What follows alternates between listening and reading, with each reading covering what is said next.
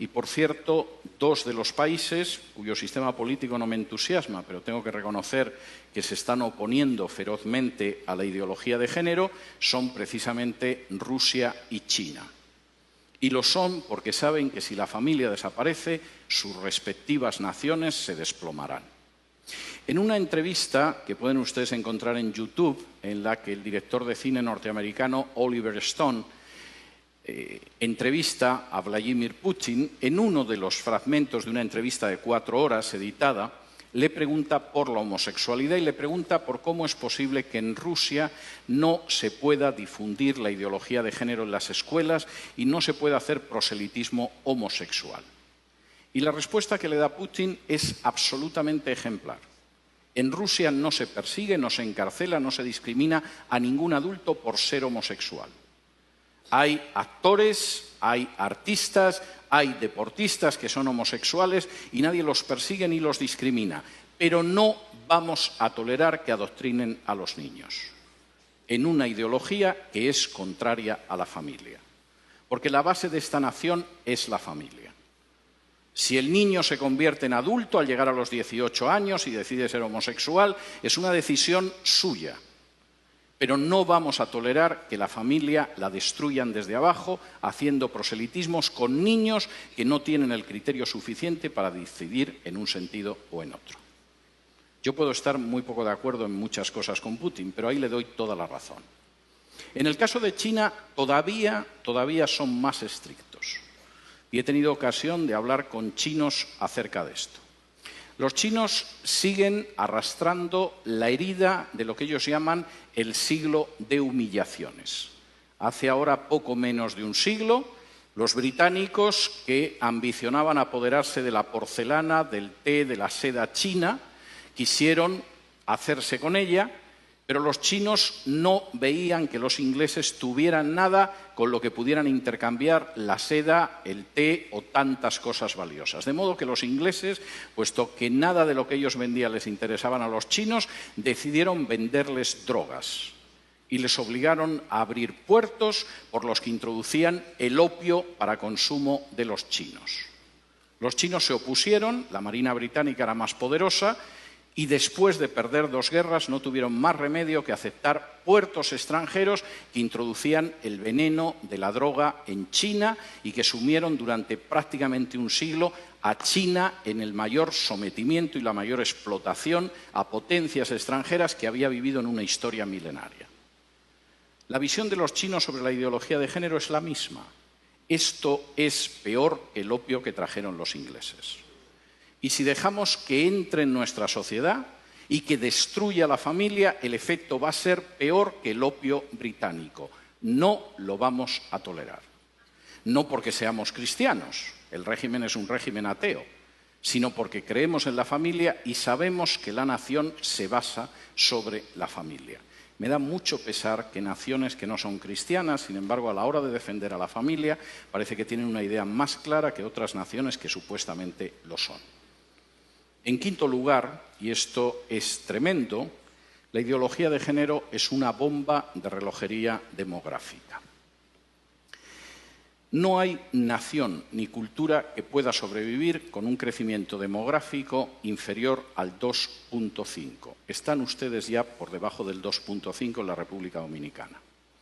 Hasta el 2,3, que es su tasa de crecimiento en estos momentos, tienen posibilidad de reacción. Todavía es reversible, quizá en una generación, un proceso de desplome demográfico. A partir del 2% no hay esperanza. Cualquier cultura, cualquier nación está condenada sí o sí.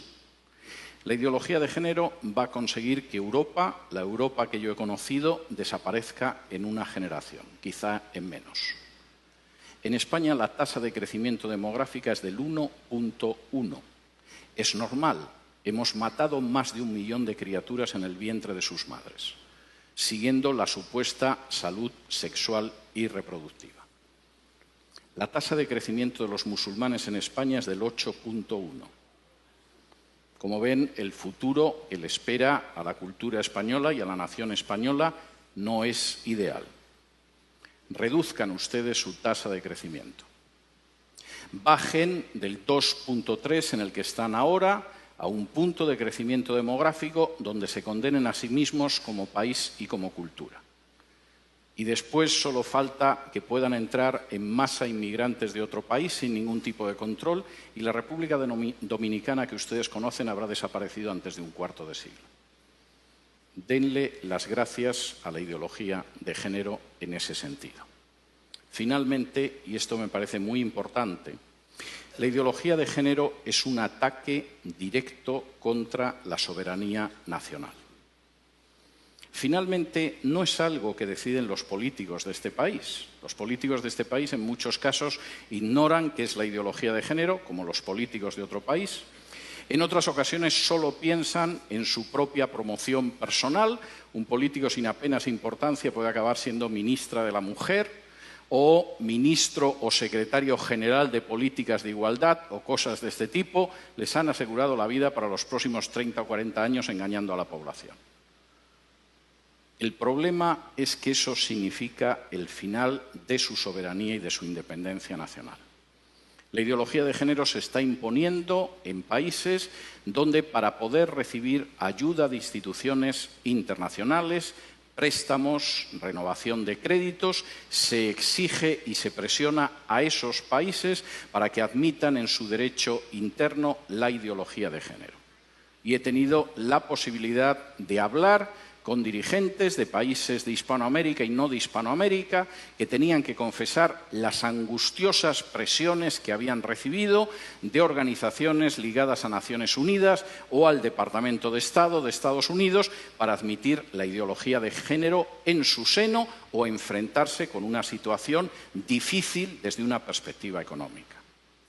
No existe ningún derecho que permita, legitime o tolere que una instancia exterior del tipo que sea imponga a una nación la ideología que tiene que tener.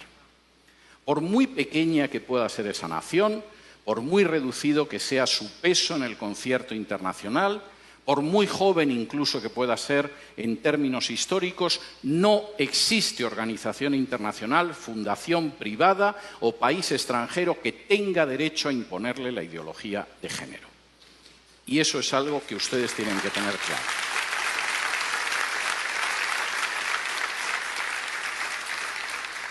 Y si me lo permiten, antes de pasar al terreno de las preguntas, quisiera realizar un paralelo a una situación esencial en la historia de Israel. Cuando de pronto, después de recibir las normas que podían permitir que Israel viviera como una nación ejemplar, como una luz para las naciones, como una verdaderamente nación próspera, las palabras que aparecen en la Escritura es: delante de vosotros he colocado el camino de la vida y de la muerte. Ustedes tienen ahora mismo delante de sí mismos el camino de la vida o de la muerte. Esto no es algo que va a suceder dentro de 10, de 15, de 20 o de 30 años. Ahora mismo tienen delante el camino de la vida o el de la muerte.